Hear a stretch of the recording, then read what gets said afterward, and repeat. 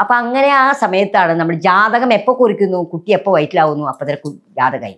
നമ്മളെപ്പോഴത്തെ ജ്യോത്സ്യന്മാർ കുട്ടി ജനിച്ച ശേഷം എഴുതുന്നത് മാത്രം, ശരിക്കും ആ ജാതകത്തിൽ തന്നെയുണ്ട്. അപ്പോൾ ഇത് വയറ്റിലുള്ള ജാതകത്തെ എഴുതിയ ശൂലപാണി പോലത്തെ മഹാന്മാരൊക്കെ ഉണ്ടായിരുന്നു. അപ്പം അങ്ങനെ നമ്മൾ ഈ ബാധാദോഷങ്ങളും അതുപോലെ ദുർമതി പ്രദോഷങ്ങളൊക്കെ വരുന്നതാണ്. ഇപ്പം നമ്മളൊരു സ്ഥലത്ത് പോകാൻ പറ്റാത്ത സ്ഥലങ്ങളിൽ നമ്മൾ പോകാമെന്ന് വിചാരിക്കുക. പണ്ട് എനിക്ക് സംഭവിച്ചിട്ടുണ്ട്. ഈ ചോറ്റാനിക്കര അമ്പലത്തിൽ ഉത്രം ഉത്സവം കഴിഞ്ഞാൽ അവിടെ ഇതൊക്കെ ഉണ്ട്, നമുക്കറിയില്ല. ഞാനൊരു ദിവസം പോയി തൊഴാൻ പോയി. അപ്പോൾ ആരുമില്ല അവിടെ, ഒരു മനുഷ്യനും അവിടെ ഉണ്ടായില്ല. എന്താ സംഭവം എന്നറിയില്ല. തൊഴുതൊക്കെ വന്നു കഴിഞ്ഞപ്പോൾ എനിക്ക് ആകെ ഒരു ബുദ്ധിമുട്ട് തോന്നി. എന്താ ബുദ്ധിമുട്ടെന്ന് ചോദിച്ചു കഴിഞ്ഞാൽ, എനിക്ക് എന്തോ എൻ്റെ കൂടെ വന്ന മാതിരി. ഇതൊക്കെ അന്ധവിശ്വാസമാണെന്ന് പറയുമെങ്കിൽ ഞാൻ ധൈര്യമുള്ള ഒരാളാണ് എന്നിട്ട് തോന്നി. പക്ഷെ ഞാൻ എവിടെ നടക്കുമ്പോഴേ എൻ്റെ കൂടെ വന്നു. പിന്നെ ഞാനിതിൻ്റെ കവടിയൊക്കെ വെച്ച് നോക്കിയപ്പോൾ എനിക്ക് മനസ്സിലായി ഇന്ന സംഭവമാണെന്ന് മനസ്സിലായി. ഞാൻ എന്ത് ചെയ്തു, തേങ്ങ വെച്ച് അതിനെ ഒഴിഞ്ഞ് അതിനെ ഉടച്ചു കളഞ്ഞപ്പോൾ പോയി. അപ്പോൾ ഇങ്ങനെയുള്ള ക്ഷേത്രങ്ങളിൽ, അതുപോലെ കൊടുങ്ങല്ലൂർ അമ്പലമൊക്കെ അടച്ചിടും ഉത്സവം കഴിയുമ്പോൾ. ആ സമയത്തൊന്നും ആ പ്രദേശത്തേക്ക് പോകാൻ പാടില്ല.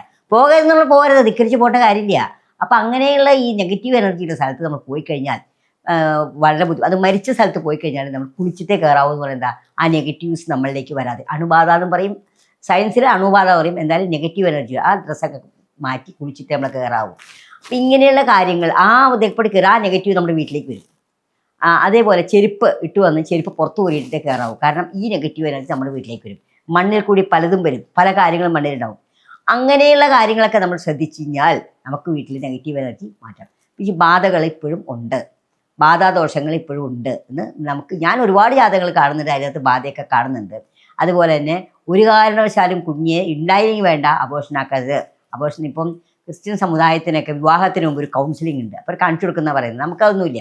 അപ്പോൾ അങ്ങനെ കൗൺസിലിംഗ് ഒക്കെ വയ്ക്കുകയാണെങ്കിൽ നമ്മളിതൊക്കെ കണ്ടു കഴിയുമ്പോൾ നമ്മൾ ഒരിക്കലും ഇങ്ങനെ അബോർഷനായിട്ട് ചെയ്യാൻ തോന്നില്ല.